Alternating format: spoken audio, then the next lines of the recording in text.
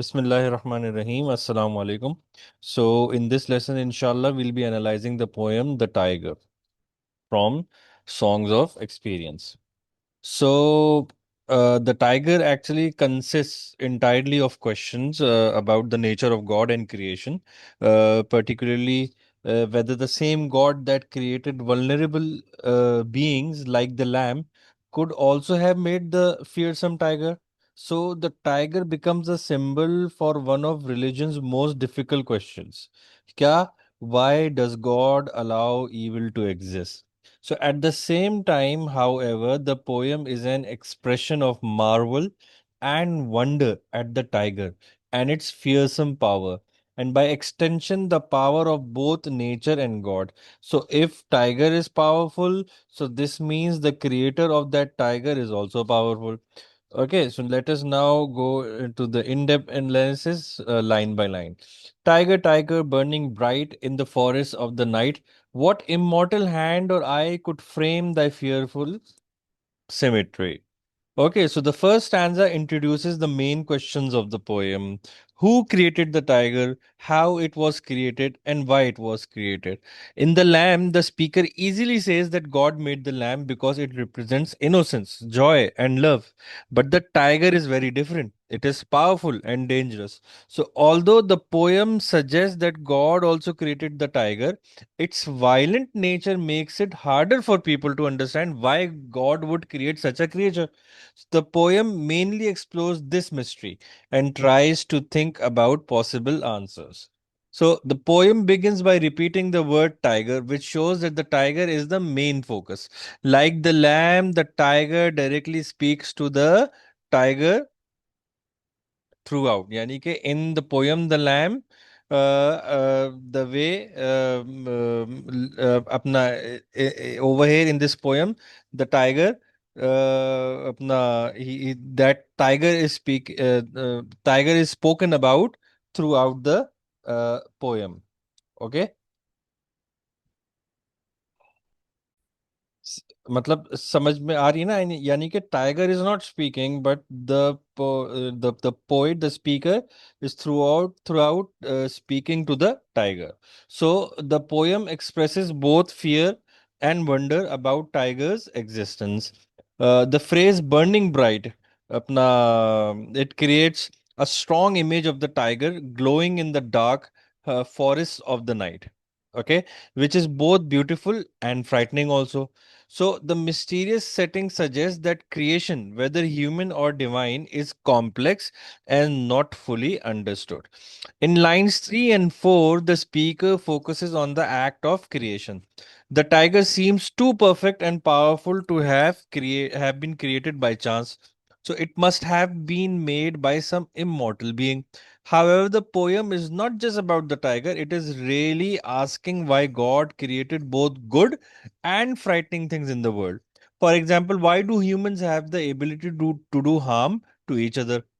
So instead of saying that God made a mistake, the poem suggests that humans cannot fully understand God's plan. Okay, people can see God's power and admire it, but they cannot completely explain it. Life is full of such mysteries, which is why the poem mostly uses questions instead of answers. So, the purpose of the poem is not to solve these mysteries, but to make us think about them and feel a sense of wonder. With this, we move on to the second stanza. In what distant deeps or skies burned the fire of thine eyes? On what wings dare he aspire? What the hand dare seize the fire? The second stanza asks where the tiger was created. The speaker imagines this place as very strange and hard to understand, shown by the phrase distant deeps. The words deeps or skies may suggest hell and heaven, showing that the speaker is unsure whether the tiger comes from a good or evil place. Like in the first stanza, the tiger is again connected to fire. The fire in its eyes suggests its power and its ability to hunt and kill. And the mention of wings may refer to angels, but it is unclear whether these are good angels or fallen ones like Satan. So, this shows that the speaker is thinking about all the possible forces that could have created the tiger. Whether it was created by angels, devils, or gods, everything ultimately connects back to God. क्योंकि अगर angels और devils ने भी बनाया होगा तो angels and devils have been created by God. So ultimately all of them connects back to God as the creator of the world. So what confuses the speaker is why God would create not only good things but also fear, violence and evil, जो कि एक अपना universal question है from the West. In line 8 क्या है? What the hand dare sees the fire. The speaker asks another question and describes the creator as daring. This suggests that creating something as powerful and dangerous as the tiger, it requires great courage. The speaker wonders why any creator would choose to bring such a creature into existence. So, in Songs of Innocence and Experience, William Blake shows that the world is not meant to be perfectly safe or simple. Instead, it includes both innocence and experience. According to Blake, everything in world is part of God's design. Creatures as different as the lamb and the tiger both represent different sides of this design. Qualities like bravery and fear depend on each other. Without fear, there would be no courage. This may explain why things that seem dangerous or evil exist. The tiger itself is not truly evil, but it represents danger and power which can be frightening to other creatures. The third stanza. And what shoulder and what art could twist thy sinews of thy heart? And when thy heart began to beat, what dread hand and what dread feet?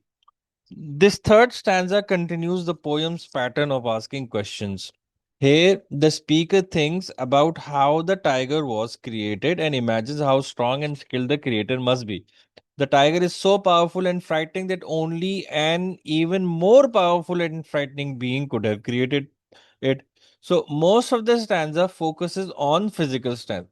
The tiger is so strong that the speaker wonders what kind of shoulder could have made it. This creates an image of a creator with great physical power, strong enough to shape the tiger's body and then give it life as well. The word heart does not only refer to the tiger's body, but also to its nature and instincts. The tiger's heart is connected to hunting and killing. This means the creator also needed courage and skill to create such a dangerous creature. In the second half of the stanza, the creator is described as dread, meaning powerful and fearsome. This suggests that the creator must be as strong and frightening as the tiger itself, बल्कि इससे भी ज़्यादा. So line 11 describes the moment when the tiger comes to life and its heart begins to beat. The steady rhythm of the line reflects the beating of the tiger's heart. Even though the moment is described as fearful, there is also a sense of wonder. The poem shows that even something frightening can be amazing. Just because God creates something dangerous, it does not make it any less powerful or remarkable. Next stanza. What the hammer, what the chain, in what furnace was thy brain? What the anvil, what red grasp, dare its deadly terrors clasp? So the fourth stanza continues thinking about how the tiger was created, but there is an important change in focus. While earlier stanzas talked about the creator's power, this stanza focuses on craftsmanship and skill. So the speaker imagines the tools needed to create such a powerful and frightening creature. These tools, like a hammer, chain, and furnace, are linked to metalwork, making the scene feel like a loud, busy workshop. The strong sounds of these words make the setting feel intense and energetic.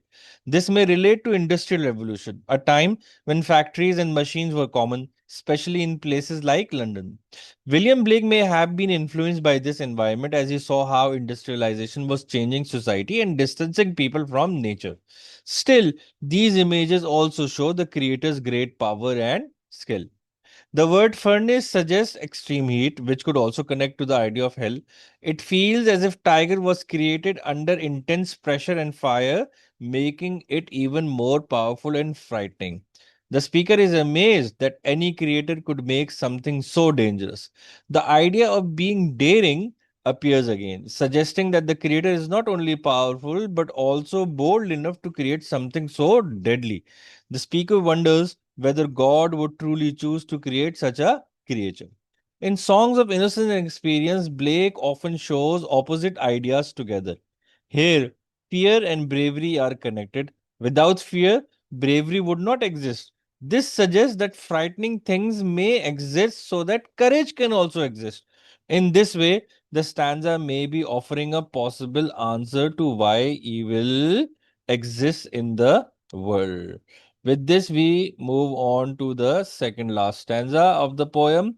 When the stars threw down their spears and watered heaven with their tears, did he smile his work to see? Did he who made the lamb make thee?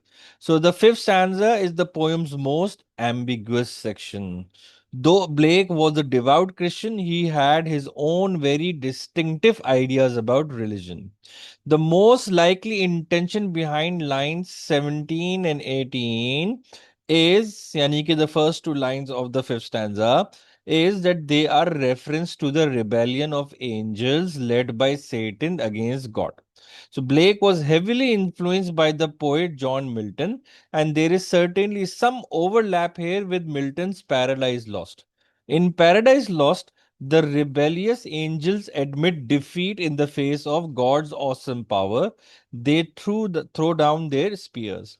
It is strongly hinted that this moment of retreat or surrender coincides with the creation of the tiger. So perhaps the existence of the tiger is such clear evidence of God's strength that the rebels have to admit defeat. I hope ये connection समझ में आ गया हो. Nonetheless, these fallen angels water heaven with their tears, showing how evil and suffering are now an integral part of all existence. The next two lines of the stanza, lines 19 and 20, they pose one of the poem's central paradoxes. Was God happy? Yani ki did he smile to have made the tiger? And by extension, is God glad to have brought evil into existence? Or if evil is man made, is God happy to have created a world in which humankind could create evil? So the poem makes use of anaphora. Okay ना, did he, जैसे कि ये रहा, did he, ये क्या है, anaphora. At the start of these two rhetorical questions, दो questions है ना rhetorical, did he smile his work to see, did he who made the lamb make thee? Okay, so the repetition helps mark this as the poem's key moment. Essentially, the narrator marvels at the question whether the same creator could possibly make the lamb and the tiger.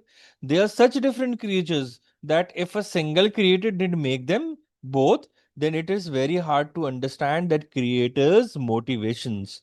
Indeed, it is here that the poem makes a link with another of Blake's poems, The Lamb, explicitly obvious. Whereas the speaker in that poem is joyous and assured, utterly certain that only God could have created a creature like the lamb, the speaker in this poem is more doubtful. The speaker isn't doubtful that God made the tiger exactly, but doubtful about God's motivations. Matlab, ab tak this has been cleared that it has been made by God. Now the second doubt is that what were the motivations of God while making such a fearsome creature? Okay, the speaker senses the limits of the speaker's own understanding, which hints towards the limits of human understanding more generally. With this, we move on to the final stanza of the poem. Tiger, tiger, burning bright in the forest of the night. What immortal hand or eye dare frame thy fearful symmetry? So the final stanza is a refrain of the first stanza. आप देखें ना, ये बिल्कुल पहला वाला stanza है. Tiger, tiger, burning bright. Again, ये रहा tiger, tiger, burning in the forest of the night. In the forest of the night. Okay, what immortal hand or eye? What immortal hand or eye? Okay ना, could frame thy fearful symmetry. इधर एक change है, बस एक word का, dare frame thy fearful symmetry, एक change आ गया है. Okay, so the final stanza is a refrain. Refrain मतलब रिपीटिशन, एक वो stanza which is repeated in the poem. At the beginning the poem asks who could create such a powerful and frightening tiger. Okay ना. In the middle stanzas, the speaker also asks why and how the tiger was created. By repeating the first stanza at the end, the poem brings all these questions back together. The only clear answer the speaker can give is that God created the tiger. However, the poem also suggests that humans cannot fully understand how God works. They can only admire his creation and accept it. Okay, and accept that creation. So there is one important difference between the first and the last stanza. जो मैंने बताया, in the first stanza, the speaker asks, who could create the tiger? Who has the ability to do it? But in the final stanza, the question changes to who dare create the tiger? Who is brave enough to do it? So this shifts the focus from power to courage. This idea is connected to William Blake's broader message about creativity.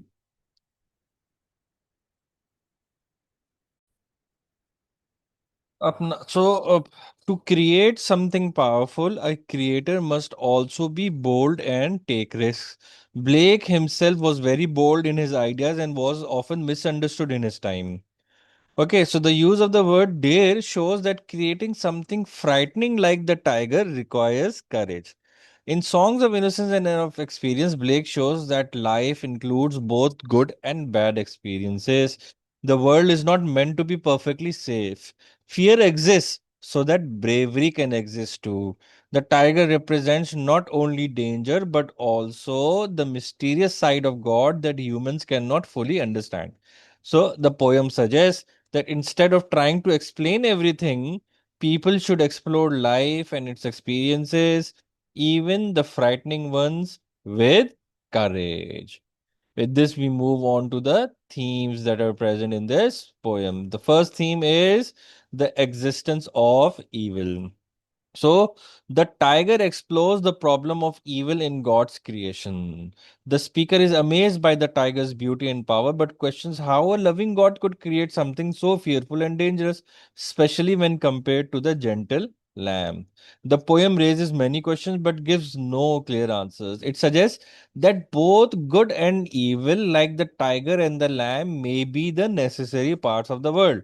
So in the end, William Blake shows that humans may never fully understand God's purpose, but they should recognize that life contains both beauty and danger. The second theme is creativity. The tiger is not only about God's creation, but also about creativity itself.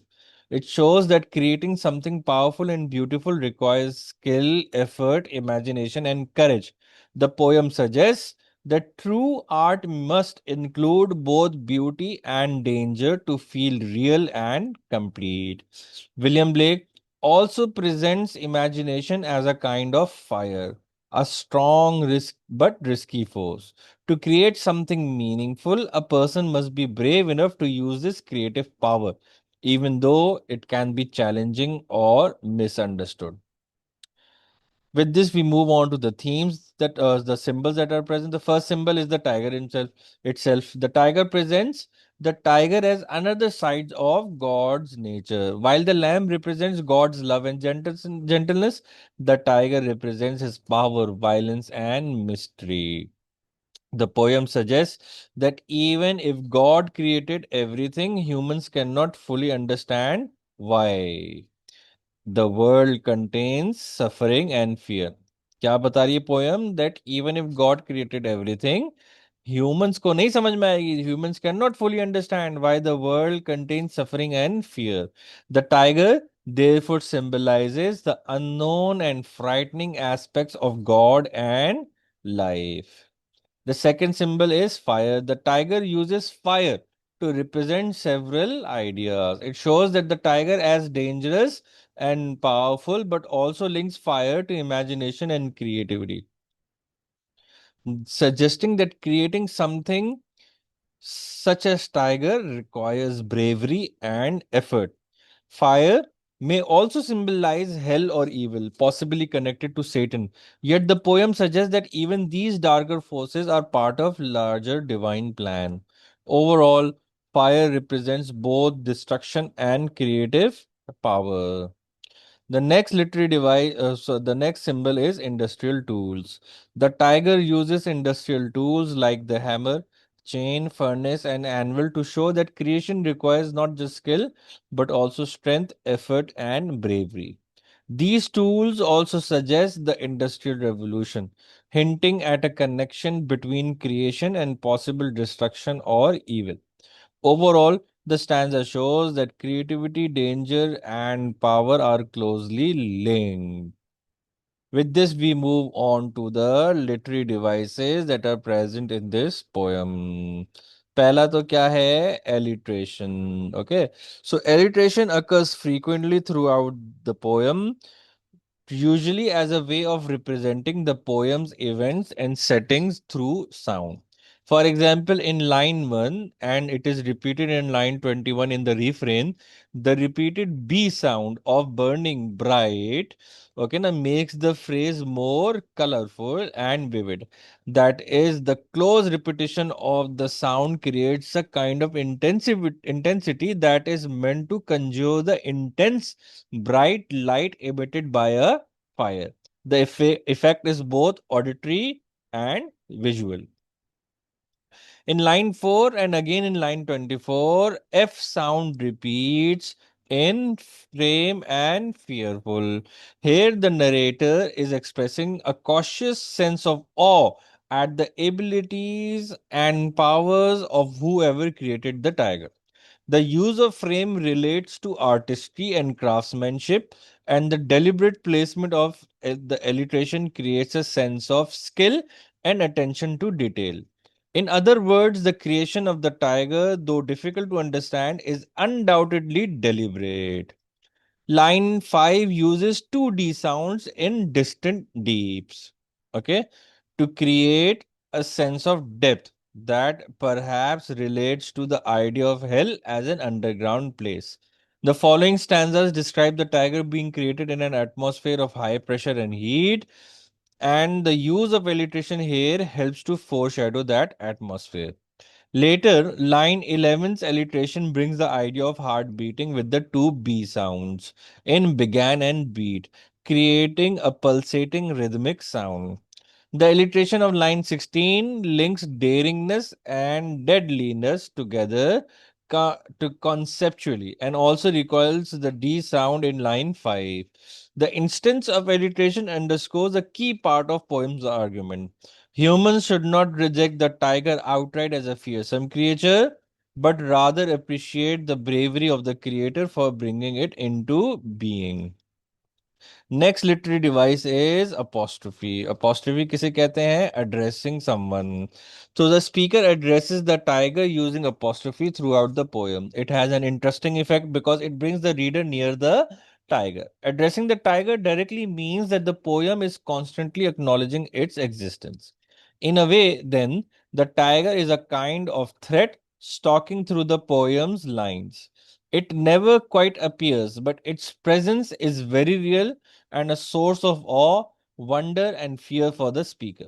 Because the tiger is also a symbol of other frightening things, its constant presence highlights how inescapable terror is.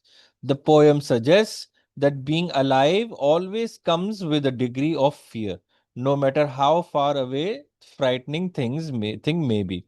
But the same goes for beauty and wonder. By speaking directly to the awe inspiring tiger, the speaker also shows how the marvels of creation are always within reach. The apostrophe also sets the poem up as a mirror of Blake's other poem, The Lamb, which uses the same technique by addressing the lamb directly because Blake considers symmetry, yani ki balance, to be a way of representing God's intelligent design for the universe. Next literary device is anaphora. Many of the lines in the tiger are constructed around a simple kind of question. What? This makes a number of them anaphoric. So the overall effect is to make the poem sound like an interrogation, almost as though God is being interviewed by the speaker. Of course, God doesn't answer these human questions in words. Instead, it is up to the speaker and the readers of the poem, the audience, to perceive the answers to these questions by looking at God's work directly. Okay, na? Next literary device is assonance. So assonance occurs often throughout the poem, with some instances carrying more weight than others. For example, line 10 uses I sounds to brilliant effect through twist and sinews. The stanza imagines the physical effort required on the part of the creator in order to make the tiger, especially the tough sinews of the tiger's heart. A number of A sounds are found across line 13, 14, 15 and 16. Some of these are clearly assonant. What, was, furnace. Okay, ना इसके अंदर A sounds है. Others bear only visual resemblance and produce a sort of slant assonance. जैसे कि hammer, chain. अब hammer और chain में थोड़ा सा फर्क है, लेकिन they are slant assonance. Okay, hammer, chain, brain, anvil, grass, dare, and class. So, although altogether, though there is a clear repetition of A and adjacent sounds, the stanza describes the imaginary workshop in which a creature is as fearsome as the tiger might be produced. The fact that these A sounds aren't all exactly the same and they sometimes clash, creating the impression of a bold, noisy industrial environment, the kind Blake could see all around him in the 18th century London. Like the I sounds above, they create a sense of exertion and physical effort. There is a contrasting moment of assonance in line 20 where the softer A sounds of made, lamb, and make plus the long E sounds of he and thee suggest the gentleness of the lamb itself. The sound of this line is a brief reminder of the way what so much of God's creation is nothing like the tiger. So, like line 24 is an almost exact repeat of line 4, but it adds the word dare in the place of could. This change creates an instance of assonance with frame and connects back to the fourth stanza, reminding the reader of the sheer effort and skill of the tiger's creator. Next literary device is consonance. Consonance occurs in nearly every line of the tiger. One of the main functions of consonance uh, क- uh, or कह सकते हैं is to create a sense of artistry. Okay, so this poem focuses on creation and on looking at the tiger as a product of creation, the kind of creation that only God could do. So, accordingly, the consonance throughout makes the poem feel like the product of similarly powerful skill and artistry. For example, the M sounds in lines 3 and 4, immortal and frame, and symmetry are subtly beautiful, showcasing the poet's skill as a kind of mirror to the skill of whoever made the tiger. The N sounds in the line 6 have a similar function, burnt and thine. In lines 10 and 11, the consonance has the further effect of calling to mind physical exertion of what is being described, the creation of the tiger's heart. The W sounds in twist and sinews, and the T sounds in twist and heart and beat have a kind of toughness that brings the image to life. Lines 17 and 18 show consonance between stars through spears, watered, and tears. All of these showcase prominent R sounds. Okay, and S as well. These sounds have a long, almost weeping quality, which brings to life the scene of the stars, most likely angels, retreating from war and shedding tears. So, the abundance of consonants here also highlights how important this moment is to the poem's overall argument. It is the most dramatic example of just how powerful the tiger's creator is, कि सबने उसके आगे हाथ हार मान ली. The next literary device is Ya Allah, how many literary devices are present in this poem? Epizeuxis. Epizeuxis occurs twice in the tiger, and the instances are identical to one another. They appear in line 1 and line 21. क्यों? क्योंकि line 21 क्या है? Refrain है line 1 की. So both lines repeat the word tiger. Tiger, tiger. तो immediate repetition को क्या कहते हैं? Epizeuxis. Okay ना? Immediately after it first appears. Through this repetition, though this repetition helps with the metrical regularity of the poem, meter is not likely the primary reason for the words immediate repetition. Instead, kya reason hai? The two tigers seem to intensify the tiger's presence as the heart of the poem, the center around which all of the speaker's questions revolve. There is also an intensity to the repetition that ties in with the intensity of the creative effort required to create it. So, in other words, the epizeuxis is a way of reminding the reader that the fearful side of God's creation can't be avoided, no matter how frightening or confusing it may be. The speaker subtly suggests that humans should face things like the tiger directly, with the goal of better understanding and appreciating all the complexities of life, not just the pleasant parts.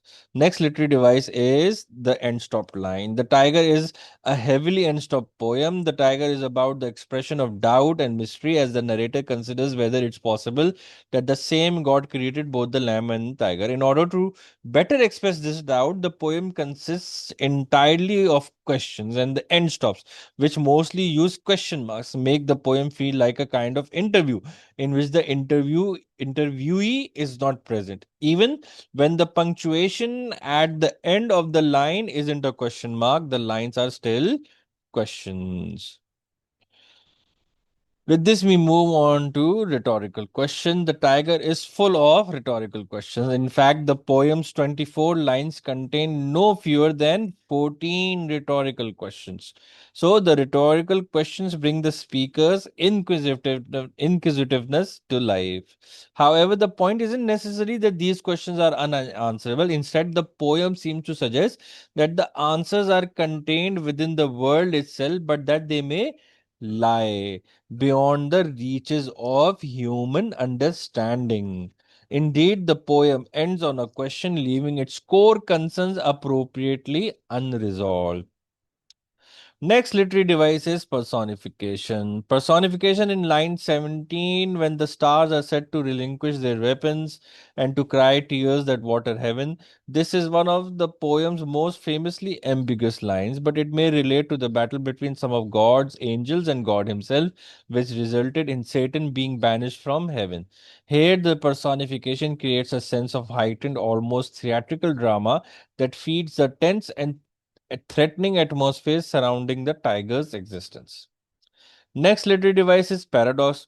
Paradox is central component of the poem The Tiger. Essentially, it stems from the speaker's difficulty reconciling the creation of tiger. The speaker is forced to accept that somehow the loving God, the all merciful, has allowed fearful beings like the tiger to exist. This paradox then suggests that there are limits to human understanding and that people shouldn't expect to understand everything about the way God and His creation operate.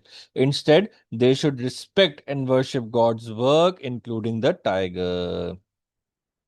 The paradox is stated most clearly in line 20 when the speaker wonders whether the same creator that made the lamb could also have made the tiger. The lamb's existence makes intuitive sense with the idea of a benevolent fatherly creator.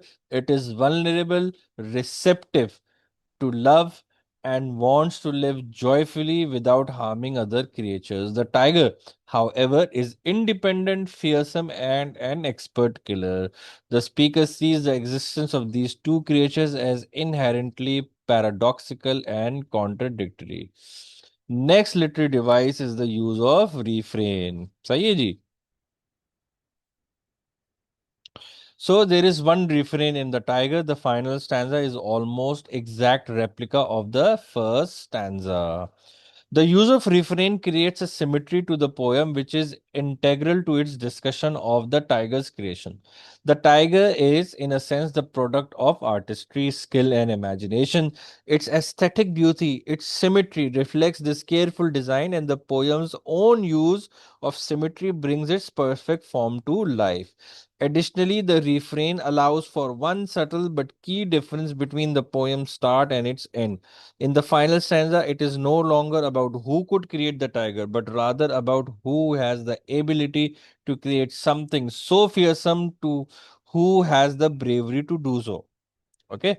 This change highlights the crucial importance of bravery to creative work, whether that work is God's or humanity's. Okay, ji. With this, we move on to the form, meter, and rhyme scheme of the tiger. Let us first talk about the form.